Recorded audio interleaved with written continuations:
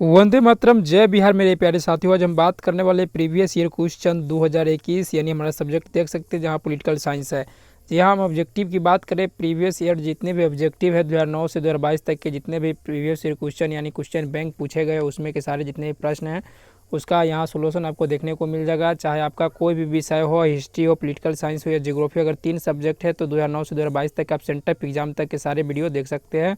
और कोशिश रहती है कि आपको जो भी जानकारी दिया जाए ऑथेंटिक जानकारी दिया जाए।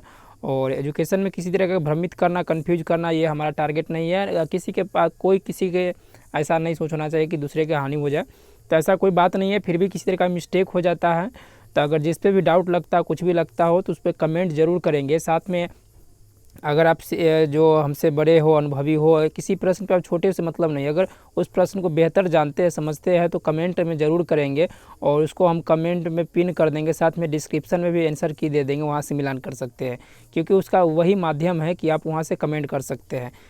तो चलिए देखते हैं। और जितने भी उसका प्लेलिस्ट बना हुआ आपको डिस्क्रिप्शन में भी मिल जाएगा, आप जाके चेक कर सकते हैं। तो चलिए शुरुआत करते हैं। सारे प्रश्न इंपॉर्टेंट होता है, ये सभी तो आपको पता ही होगा, ये सब कहने वाली बात नहीं है। तो चलिए देखते हैं। शीत युद्ध के दौरान जर्मनी के एकीकरण जो हुआ था अक्टूबर 1990 में हुआ था। संयुक्त राष्ट्र संघ के प्रथम महासचिव थे जो ट्रिगवेली लाई थे, ये नॉर्वे के थे। ताशकंद समझौता कब हुआ था? 1966 में हुआ था। सर्वोच्च न्यायालय ने किस महत्वपूर्ण निर्णय में कहा कि कोई संवैधानिक संशोधन द्वारा हमारे मौलिक अधिकारों में कोई कटौती नहीं कर सकती है? तो देखिए, मौलिक अधिकारों में जो कटौती नहीं करने की बात कही थी वो गोलकानाथ केस 1967 में कही गई थी, है ना। तो गोलकानाथ केस जो हुआ था तो इस पे 11 मान के चलिए न्यायाधीश बैठे थे, कुर्सी लगी थी, तो उसमें 6-5 से मैंने 1 से जीता था, मतलब 6-5 से वह 6 पक्ष में गया और 5 विपक्ष में गया था। तो इसने कहा कि आपको संविधानिक का जो मौलिक अधिकार है उसमें कटौती नहीं कर सकती है। लेकिन केशवानंद भारती जो यहाँ लिखा हुआ सी में, और उसमें कहा गया कि आप संविधान को मूल ढांचे में परिवर्तन नहीं कर सकते। जैसे कि जैसे कि न्यायपालिका होना ही चाहिए, कार्यपालिका होना ही चाहिए, विधायिका होना ही चाहिए, कुछ जो मूल ढांचा है उसमें आप परिवर्तन नहीं कर सकते। लेकिन संविधान को आप संशोधन कर सकते हैं जो लेकिन अब क्या जनता के हित में हो। तो वो केशवानंद भारती में कहा गया था 1973 में। लेकिन ये इसमें जो आपका चौथा का राइट आंसर गोलकानाथ केस 1967 हो जाएगा। संविधान के किस संशोधन द्वारा मौलिक कर्तव्य के जोड़ा गया? देखिए, मौलिक कर्तव्य पूछा है तो ये 1976 के 42वां संविधान संशोधन के तहत जोड़ा गया। देश की रक्षा करना का कर्तव्य किस कोटि में आता है? तो ये मौलिक कर्तव्य में आता है। और संविधान के आपको भाग 4 के क में एक अनुच्छेद 51 के क में है जिसमें 11 मौलिक कर्तव्य हैं। चुनाव अंक कोटा निकालकर मतों की गणना किस प्रणाली के अंतर्गत की जाती है? तो अनुपातिक प्रतिनिधित्व प्रणाली। इसके तहत राष्ट्रपति का भी चुनाव होता है, आप लोग पता होना चाहिए। कैबिनेट की मेहराब की आधारशिला प्रधानमंत्री को कहा जाता है। प्राइम मिनिस्टर को राज्य के शासन में केंद्र का भी कर्ता एजेंट किसे कहा जाता है? तो राज्यपाल होते हैं। राज्यसभा की सदस्यता के लिए कितनी न्यूनतम आयु होनी चाहिए? तो आयु कम से कम मिनिमम 30 वर्ष से कम नहीं होनी चाहिए, है ना। तो कह रहा कि आयु 30 वर्ष से कम न हो, तो इसका राइट आंसर हो गया 30 वर्ष से ऊपर आप हो सकते हैं, कोई दिक्कत नहीं है। लेकिन आपको उपराष्ट्रपति राज्यसभा के सभापति होते हैं तो उसको 35 वर्ष होना चाहिए। और जो राज्यसभा के जो सदस्य होते हैं 6 वर्ष के लिए चुना जाता है। लेकिन जो उपराष्ट्रपति होते हैं उसको 5 वर्ष के लिए चुना जाता है, इस चीज़ को ध्यान रखेंगे। विकेंद्रीकरण किस शासन की विशेषता है? तो ये संघात्मक शासन की विशेषता है, राइट आंसर इसका बी हो जाएगा। भारतीय संविधान की किस सूची पर केंद्र और राज्य दोनों विधायिका कानून बना सकती है? तो समवर्ती सूची में। और इसमें आपको ऐसे बात करेंगे तो 47 था शुरुआत में, तो 52 हो गया, क्योंकि जो 66 थे राज्य सूची में तो उसको 5 घटा दिया गया 1976 के तहत, है कि नहीं है। तो इसमें 52 हो गया, उसमें 61 हो गया। संघ सूची में 97 है। और देखिए, क ख ग जोड़ के 100 पूरा है, लेकिन ओरिजिनल भी 97 संघ सूची का, जिसको केंद्र सूची भी कहते हैं। दक्षेश का पहला सम्मेलन किस देश में हुआ था? तो इसका राइट आंसर बांग्लादेश में होगा। नगर निगम स्थापित होने के लिए कम से कम कितनी जनसंख्या आवश्यक है? तो नगर निगम होने के लिए 5 लाख से अधिक होना चाहिए। कहीं कहीं आपको 3 लाख से अधिक मिल सकता है, लेकिन राइट आंसर आपको 5 लाख से अधिक ही होगा जो एनसीईआरटी में गिवन है। भारतीय नागरिकता संशोधन अधिनियम 1986 के अनुसार जो व्यक्ति पंजीकरण के माध्यम से भारतीय नागरिकता प्राप्त करना चाहते हैं, जैसे कि आप ऑनलाइन करते हुएगा, रजिस्ट्रेशन करते हुएगा, तो कम से कम आपको 10 वर्ष इसके अनुसार 1986 जो नागरिकता संशोधन अधिनियम है तो उसमें 10 वर्ष कम से कम आपको क्या होना चाहिए, रहना चाहिए। त्यागने के लिए 7 वर्ष रहना चाहिए। लेकिन धीरे धीरे परिवर्तन हो रहा है, आपको इस तरीके नागरिकता 2019 भी आया है, धीरे धीरे घट गया है 5 वर्ष इस तरीके से है, तो वो नया चीज़ है। हमारी नियोजन व्यवस्था किस विचारधारा पर आधारित है? तो लोकतांत्रिक समाजवाद पे, राइट आंसर सी हो जाएगा। किस विश्व योजना में गरीबी हटाओ कार्यक्रम को विशेष स्थान दिया गया था? तो आपको 17 में प्रश्न को देख सकते हैं। इसका राइट आंसर होगा 5वीं पंचवर्षीय 1974 से 79 के बीच। किस संविधान संशोधन के द्वारा नगर निकायों को अधिक दर्जा दिया गया है? तो देखिए, नगर निकाय या शहरी के लिए कहिएगा तो 74वां संविधान संशोधन जो 1992 में हुआ था, लागू 1993 से हुआ है, तो ये हुआ। और 74वां मतलब इसी में आपको 12वीं अनुसूची जोड़ी गई थी। और पूरे भाग माने संविधान में हमारे 12 अनुसूची है और 22 भाग है, इस सबको आप जानते ही होइएगा। तो इसी में 12वां जो भाग है वो 74वां संविधान संशोधन द्वारा किया गया है, जो शहरी निकाय से संबंधित है। अनुसूचित जाति संघ की स्थापना किसने की थी? तो BR अम्बेडकर जी ने। भारत के वर्तमान राष्ट्रपति का नाम क्या है? तो देखिए, इसमें से अभी कोई नहीं हुआ, क्योंकि वर्तमान की दृष्टि से देखिए प्रश्नबाजी तो 2019 के रामनाथ कोविंद ही होगा, लेकिन अभी के दृष्टि से जिस समय वीडियो अपलोड किया जा रहा है उसमें द्रौपदी मुर्मू है, जो भारत की दूसरी महिला राष्ट्रपति बन चुकी है। तो इस तरीके से ध्यान रखेंगे। भारत चीन युद्ध किस वर्ष हुआ? तो भारत चीन आपको 1962 में हुआ था। भारतीय विदेश नीति का आधार स्तंभ क्या है? तो कोई सिर्फ विश्व शांति ही आपको लगेगा, लेकिन विश्व शांति नहीं है, इसमें से सभी होगा, राइट आंसर डी होगा। परंपरागत सुरक्षा नीति के कौन से तत्व है? तो इनमें से सभी हो जाएगा। किसने कहा स्वतंत्र हमारा जन्मसिद्ध अधिकार है? तो बाल गंगाधर तिलक जी ने। संविधान के किस अनुच्छेद के द्वारा बंदी व्यक्तियों को संवैधानिक अधिकार दिया गया है? तो वो आपको अनुच्छेद 22। इसमें क्या कहता है कि अब मान के चलिए किसी को आप गिरफ्तार कर लेता है ना, तो उसको आपको क्या है कि न्यायालय के सामने या उसके सामने प्रेजेंट करना है, उसको बताना होगा कि 24 घंटे के अंदर आखिर में आपको क्यों गिरफ्तार किया गया है, मतलब बंदी बनाया गया है। तो ये आपको अनुच्छेद 22 के तहत किया गया है। भारत में किस तरह की कार्यपालिका है? तो इनमें से सभी हो जाएगा। नाम मात्र के ऊपर राष्ट्रपति है, वास्तविक प्रधानमंत्री जानते हुए, तो ये दोनों है, तो बहु कार्यपालिका भी इसमें शामिल है, तो इनमें से सभी हो जाएगा। भारतीय संसद के उच्च अथवा द्वितीय सदन का क्या नाम है? तो देखिए, द्वितीय सदन का नाम है राज्यसभा। ये अस्थायी होता है सदन। क्यों होता है? क्योंकि हर माने 2 साल पे 1/3 का फिर से निर्वाचित कर दिया जाता है, मतलब और चेंज होता है और नया आता है, तो वो अस्थायी हुआ कि नहीं हुआ। लोकसभा में तो टोटल मान के चलिए आपको बता दें 250 सीट पूरे भारत में है राज्यसभा का सीट, और इसी में 12 मनोनीत किए जाते हैं। लोकसभा में बिहार के सांसदों की कितनी संख्या? तो लोकसभा में पूछा है तो ये हो जाएगा आपको 40 हो जाएगा। संविधान के किस अनुच्छेद के अनुसार राष्ट्रपति 2 आंग्ल भारतीयों को, आंग्ल भारतीय आप लोग समझते होइएगा कि शुरू में जो हुआ था, अंग्रेज आया था तो वह यहाँ शादी उदी कर लिया, लेकिन बाद में छोड़ के चल गया, तो उसे जो माने जो संतान उत्पन्न हुआ तो उसको हम आंग्ल भारतीय कहते हैं। तो इसके जो अनुच्छेद है 331 के तहत किया जाता है। इसका राइट आंसर आपको देखने को मिल जाएगा सी। और लेकिन 2019 से जब नया प्रधानमंत्री के बना तो उसमें एंग्लो इंडियन को नहीं लिया गया। साधारण विधेयक को राज्यसभा में कितने दिनों तक रोक सकती है? तो 6 महीना तक रोक सकती है। वित्त विधेयक को आपको 14 दिन तक। किस विचारक ने युद्ध को क्रूर अनिवार्यता कहा? देखिए, इस तरह का जो प्रश्न आ रहा है, किसने कहा, क्या कहा, इस पर हम कुछ भी नहीं कर सकते, सिर्फ जानकारी के लिए आपको दे रहे हैं, लेकिन राइट आंसर आप उसका निर्णय खुद ही कर पाएंगे और इस पर हम ज़्यादा टिप्पणी नहीं करेंगे। तो चलिए सिर्फ आपको जानकारी के लिए बता देते हैं। तो इसका राइट आंसर जहाँ तक संभव है ग्रीन हो जाएगा। आप बता सकते, कोई कहेगा मुसोलिनी, तो आप देख सकते हैं कौन होगा। किसने कहा कि शांति कैरो का सपना है? कोई मुसोलिनी का, कोई हिटलर, तो इस पर हम कुछ नहीं कर। इसका भी राइट आंसर हिटलर जहाँ तक संभव है। देख लीजिएगा, आप बताइएगा ऑथेंटिक जानकारी, ये नहीं कि कोई बता दिया उसको हमको कमेंट नहीं करना है। आपको ऑथेंटिक आपको NCERT में गिवन होना चाहिए। NCERT का बुक 11-12 के देखिए, क्योंकि उसी का प्रश्न है, 11th का ही प्रश्न है। ये बात ध्यान रखेंगे, ये सब जो नए नए प्रश्न है ना, ऑप्शन भराए जाते हैं, 11th को लाया है ज़्यादा करके। अंतर्राष्ट्रीय शांति तथा सुरक्षा बनाए रखने हेतु 1920 में किस संगठन का? तो नेशनल लीग कहा जाता है, इसको राष्ट्र संघ कहा जाता है। इस तरीके से ध्यान रखेंगे। 1920 में गठित किया गया था। इसी का रूप परिवर्तित करके 1945 में आपको संयुक्त राष्ट्र संघ बनाया गया। अंतर्राष्ट्रीय अणु ऊर्जा अभिकरण की स्थापना कब हुई? 1957। भारत में प्रथम आम चुनाव 1952। भारत की नई आर्थिक नीति 1991। संयुक्त राष्ट्र संघ की स्थापना 1945। अंतर्राष्ट्रीय न्यायालय का मुख्यालय नीदरलैंड के हेग में। गुट निरपेक्ष देशों का प्रथम शिखर सम्मेलन बेलग्रेड के यूगोस्लाविया में हुआ था, तो इसे 1961 में हुआ था। किस वर्ष पश्चिमी राष्ट्रों ने नाटो की स्थापना की थी? तो नाटो की स्थापना 1949 में किया था। विधान परिषद के अध्यक्ष को क्या कहा जाता है? तो सभापति कहा जाता है। देखिए, विधान परिषद आप लोग जानते हो कि जो बिहार में विधान परिषद है, तो वो आपको विधानमंडल में दोनों आता है, विधान परिषद, विधानसभा। विधानसभा में जो विधायक होते हैं, जैसे कि आसपास के आप लोग जाएंगे विधायक है कि नहीं है, तो विधानसभा के अंग हुआ। और विधान परिषद को आपको मुख्य रूप से प्रमुख ये सब नॉर्मल आदमी लोग चुनते हैं वार्ड से मिलकर, तो विधान परिषद में आते हैं, है कि नहीं। तो ये जो विधान परिषद के, जैसे कि राज्य स्तर पर राज्यसभा के अंदर जो काम करता है सभापति, तो कौन होते हैं? तो उपराष्ट्रपति होते हैं। उसी तरीके से इसमें अध्यक्ष को सभापति कहते हैं। जैसे कि लोकसभा में अध्यक्ष होता है, ओम बिरला वर्तमान में है, तो ऐसा ही विधान सभा रहेगा तो उसमें अध्यक्ष कहाएंगे और सभापति इसमें कहलाते हैं। सेम आपको राज्यसभा में भी कहा जाता है।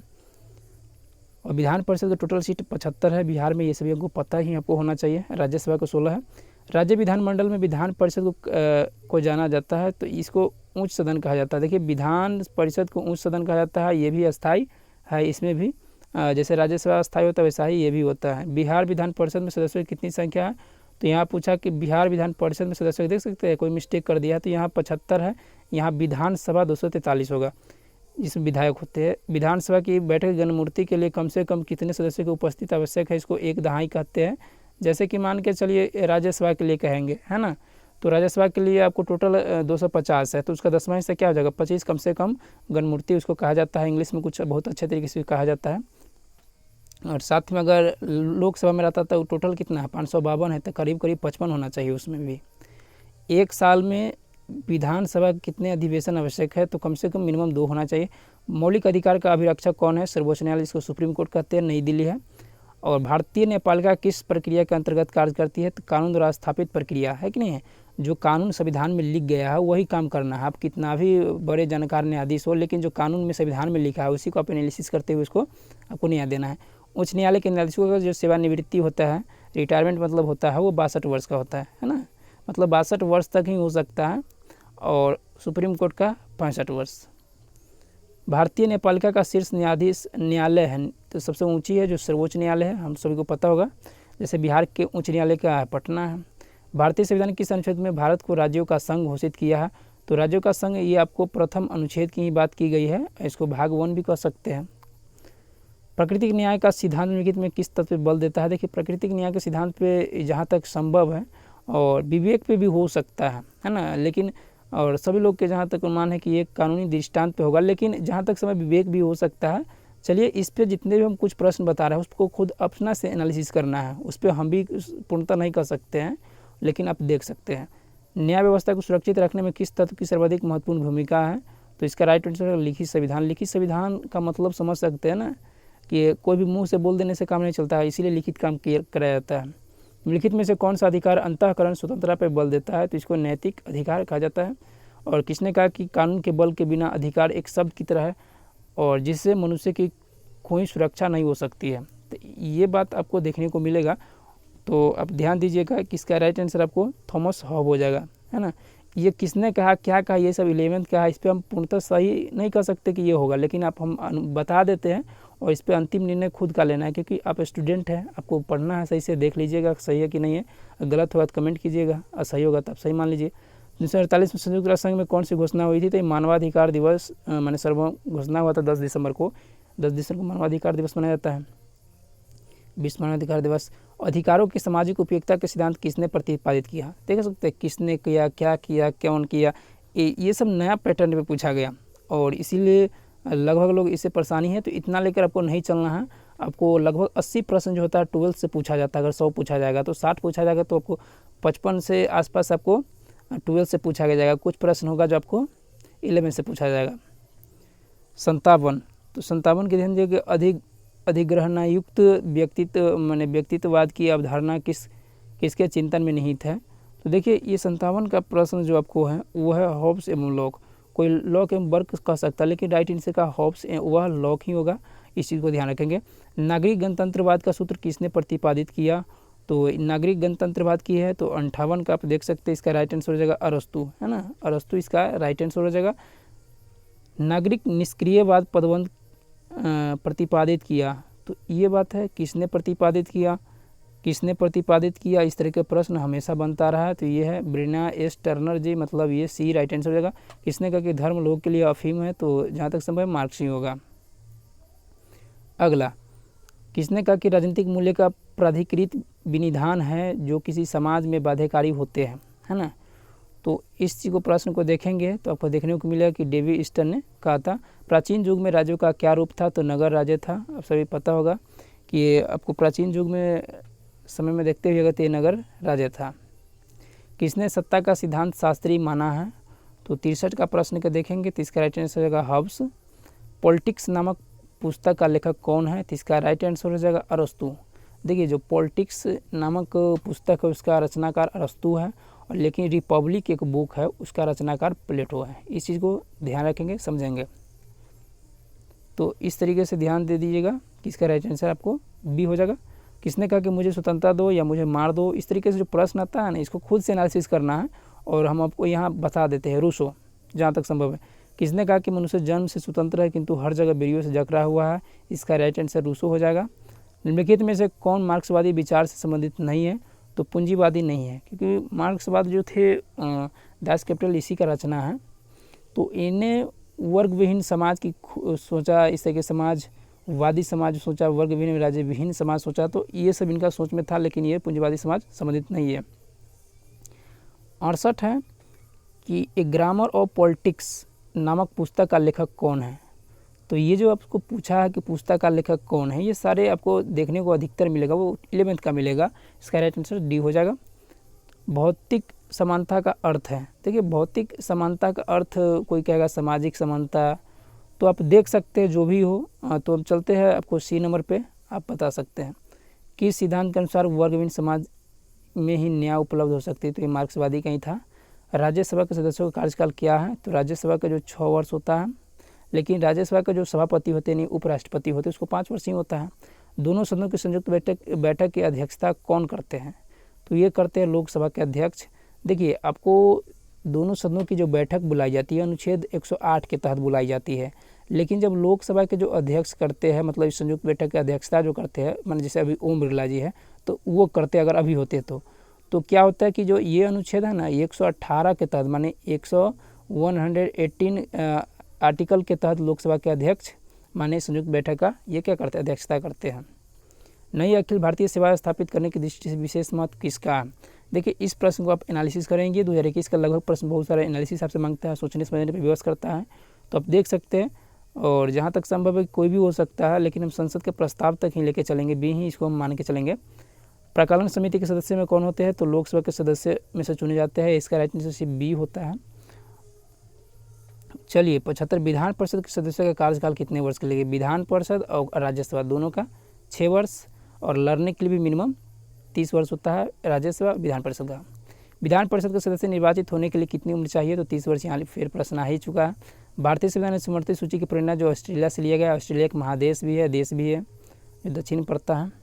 निम्न से कौन संघ सूची का एक विषय है, तो रक्षा एक संघ सूची का विषय है, पुलिस राज्य का है, न्याय भी एक तरह से। आपको कुछ ऐसे है जो आपको फौजदारी विधि और प्रक्रिया जो है आपको ये समवर्ती सूची में है, और यही जो है 1976 के तहत माने 1976 में 42वें संविधान संशोधन द्वारा समवर्ती सूची में जोड़ा गया था, राज्य सूची से निकालकर। तो यही आपको कोई कहेगा जनसंख्या नियंत्रण, भाई वो नहीं है, आप देख लीजिएगा, एक समझ लीजिएगा, तो आप इसमें देखिएगा 42वें संविधान संशोधन समवर्ती सूची में कौन सा विषय जोड़ा गया, यही बस प्रश्न आपको आ गया।